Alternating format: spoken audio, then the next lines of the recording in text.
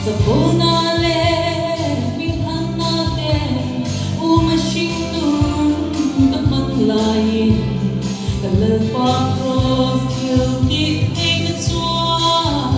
Look at her, in love with God.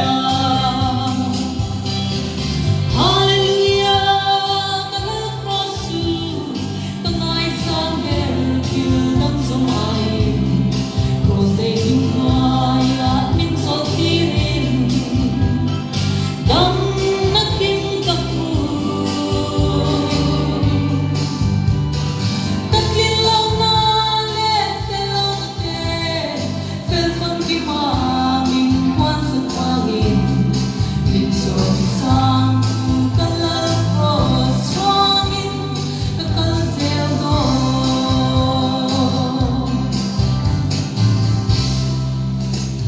Praise God.